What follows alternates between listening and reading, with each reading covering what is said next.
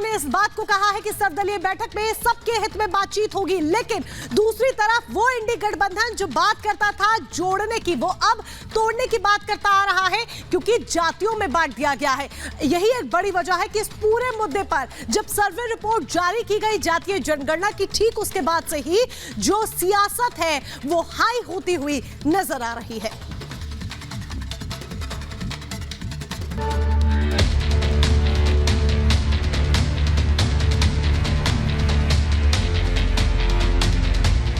जो हम लोग बिहार में कर रहे हैं, कोई आज तक किया है। और इस आंकड़े में सारी चीजें आ गई कि किसकी कितनी आबादी है और किसकी क्या स्थिति है। अल्पसंख्यक समुदाय के लोगों की मांग है लंबे समय से कि जाति जनगणना कराई जाए। नीतीश बाबू की जदयू में कितनी पड़ रही है, अजीब अजीब प्रकार के स्वर आ रहे हैं। वो तब भी जात पात के नाम पर समाज को बांटते थे, आज भी वही पाप कर रहे हैं। बिहार में हाल ही में हुए जातिगत गणना के आंकड़े सामने आ चुके हैं। आंकड़े सामने आते ही प्रदेश से लेकर देश की सियासत में खलबली मच गई है। इस सियासी खलबली के बीच सबसे पहले बिहार के सीएम नीतीश कुमार सामने आए और खुद को सर्टिफिकेट देने लगे। हम तो आपको कह रहे हैं कि जो हम लोग बिहार में कर रहे हैं, कोई आज तक किया है। बिहार में जितना बढ़ना होगा और इसके बारे में हम लोग जो उसके हित में कोई भी काम सभी जातियों का, ये कर रहे हैं। एक ही बात हम कर रहे हैं, सबके हित में जो काम आगे बढ़ेगा तो वो हम लोग करेंगे। नीतीश खुद को प्रमाण पत्र दे रहे हैं, वहीं लालू यादव के साथ बिहार के उप मुख्यमंत्री ने जातिगत आंकड़े सामने आने के बाद एक नया राग छेड़ दिया।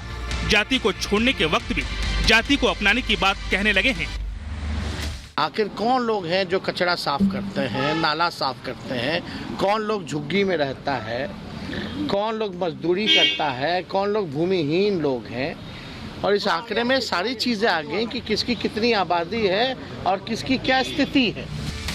इधर बिहार में विपक्ष में बैठी बीजेपी ने इस पर सवाल खड़े कर दिए हैं। आर्थिक और सामाजिक आधार को हथियार बनाकर सरकार को घेरा है। लालू जी और नीतीश जी का कोई राजनीतिक वजूद रहा नहीं है और नीतीश कुमार जी तो जीरो पे आउट है। नीतीश जी के कहने पर अब कोई वोट नहीं पलटने वाला है। Not a single vote, not a single cast.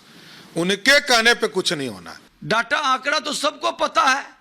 हाँ, कुछ जब आएगा अति पिछड़ा का या पिछड़ा का डिटेल एरिया वाइज, तब पता चलेगा कि गणना का सच्चाई क्या है। बिहार बीजेपी प्रदेश सरकार को घेर रही है तो इंडिया अलायंस ने सनातन पर हमले के बाद अब जातियों में बांटने की राजनीति शुरू कर दी है। केसी त्यागी ने जो बयान दिया वो इशारा कुछ इसी तरफ कर रहा है। तो आम आदमी पार्टी के राज्यसभा सांसद संजय सिंह ने बयान देकर बता दिया कि उनकी पार्टी भी इस पर पीछे नहीं रहने वाली है। ये जो अगली मीटिंग इंडिया की होगी उसमें हमारा चुनाव के लिए मुख्य एजेंडा होगा कि देश में जाति जनगणना कराओ। तो जाति जनगणना पूरे देश का विषय है। पिछड़े, वंचित, अल्पसंख्यक समुदाय के लोगों की मांग है लंबे समय से कि जाति जनगणना कराई जाए, क्योंकि भारतीय जनता पार्टी पिछड़े और वंचित समाज के लोगों से घृणा करती है, इसलिए वो नहीं लागू कर रहे हैं इसको। इस वक्त क्या जरूरत पड़ी है आंकड़ों की? तो ये तो इलेक्शन दिखाई दे रहा है उनको सन 24 का। उस इलेक्शन की वजह से सारी ये धंधे कर रहे हैं, तो इससे काम चलेगा नहीं। देखिए, मुल्क को खिदमत चाहिए, मुल्क को विकास चाहिए, मुल्क को तालीम चाहिए।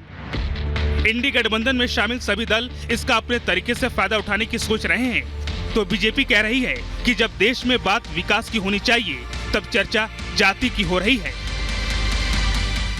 मोटी बात यह है कि नीतीश बाबू की जदयू में कितनी पड़ रही है। अजीब अजीब प्रकार के स्वर आ रहे हैं कि नीतीश बाबू की पार्टी के बहुत बड़े लोग, बहुत बड़े कार्यकर्ताओं की संख्या आरजेडी अलायंस से खुश नहीं है। जातीय जनगणना बिहार की जनता में, गरीबों में भ्रम फैलाने के सिवा कुछ नहीं है। राष्ट्रीय जनता दल या कांग्रेस, उनकी इस जातीय गणना में कोई भूमिका नहीं है, क्योंकि उनकी सरकार का निर्णय नहीं था, ये हमारी सरकार का निर्णय था।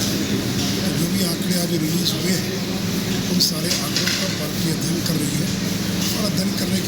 इस पर अपनी प्रतिक्रिया दें। जो भी योजना बनती है वो भारत में रहने वाले नागरिकों के लिए होती है, उस पर सभी का बराबरी का हक होना चाहिए। लेकिन विपक्ष इसमें भी वोट ढूंढ रहा है और इसी ट्रैक का इस्तेमाल कर चुनाव में जीतना चाहता है। लेकिन सवाल ये कि विकास में जाति क्यों देखी जा रही है? सवाल तो ये भी है कि आखिर ये बांटने वाली सियासत कब तक चलेगी?